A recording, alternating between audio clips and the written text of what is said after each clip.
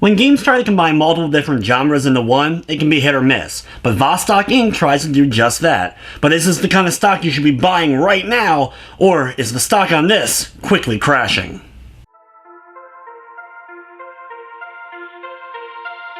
Vostok Inc. combines some hardcore gaming elements with some casual gaming elements for an interesting mix. The game is a space shooter mixed kind of with a clicker game and business management sim. In the game, you're controlling a CEO of a company who's traveling around space in different galaxies, conquering planets by building infrastructure and assets on them to increase the amount of money you're earning.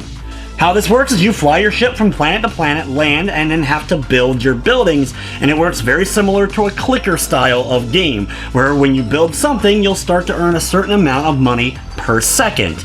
And every time you make a new building, you'll earn a bit more. There's advanced buildings, and the buildings can be upgraded to give you potentially even more money per second, with everything increasing in price very rapidly as you're going through. You have to visit each and every one of the planets though to build up as many assets as possible, because on one planet, when you build a building, it'll of course get more expensive if you try to build another type of that same building on that same planet. So thus you'll need to spread it out a bit to maximize your money. You start off by only being able to get money when you're on that individual planet, but you can buy an item relatively early on that will auto-transfer those funds to you. So make sure that you end up doing so you have all that money and don't have to visit every planet in order to make sure that your money is increasing. The other big part of the gameplay is the space travel. Here you move around in a twin-stick-like shooter, being able to blast asteroids and enemies that get in your way. Each galaxy is kind of ruled by an evil organization that's not too happy you're treading on their territory and are sending thus enemies after you. You have a shield to manage that will also count as your boost, so you're able to go a little bit faster for a few seconds, but you end up losing that extra bit of shield potentially for that time, so you may accidentally go too fast and run into an asteroid and lose health. You also have your health bar that once it's depleted, you turn into just a small escape pod that if you're able to get back to base and heal up, you're fine, but if it blows up, you end up dying technically and end up losing half of the current money that you have stored. Also, you do incur penalties as the game progresses because you're able to find other employees that you get to hire just kind of floating in space. You'll get an indicator when one's available, and if you're able to get to them in time before their oxygen runs out, they will join you, and they are kind of randomly generated. You have executives that are permanent that even if you end up going to the escape pod version, they stay alive, and you actually have to keep them happy using a Tamagotchi-like mini-game in order to make sure that their stats are up. The game actually has multiple Tamagotchi-like mini-games that you can end up getting as the game gets farther. Other members that you end up getting to join your workforce will give you a small boost in your total production value, but if you end up turning into that escape pod or dying, you end up losing all of those different employees.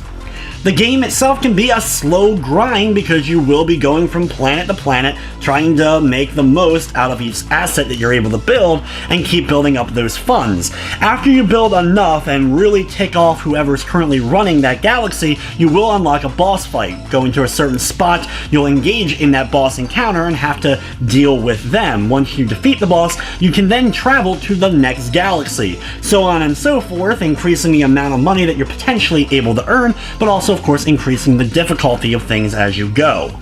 To aid you though, you are able to upgrade your ship as well as get some other gadgets that can help you out, such as a tracker for certain planets or where the sun's located, so you're able to get around in space a bit easier. You're also able to unlock races and time trials that you'll be able to do, as well as that variety of small little mini games that you can also do as well.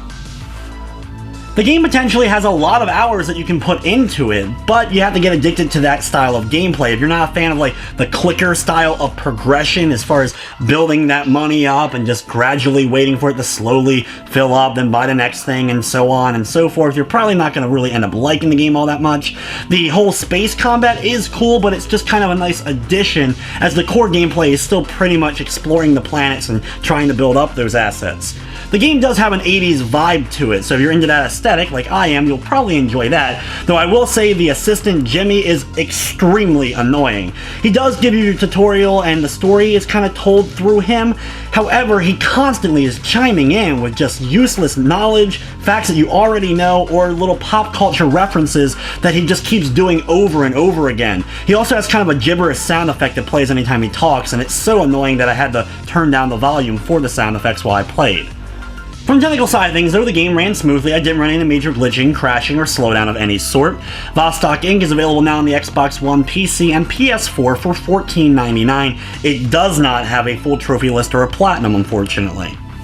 Overall, VOS Stock Inc. is a nice little blend of different genres, but I think it's a bit pricey for the core gameplay. There is a lot here with the minigames you can unlock, races, and plenty of planets and multiple galaxies that you'll be able to unlock with different boss fights and get through to eventually build up enough money to see everything the game has to offer. So you will get your money's worth as far as time is concerned, but the overall gameplay is okay at its strongest. With everything said, I'm going to be giving VOS Stock Inc. a 6 out of 10. But anyway, guys, it's going to wrap up this review. I'd like to thank you for watching, and of course, I hope you enjoyed.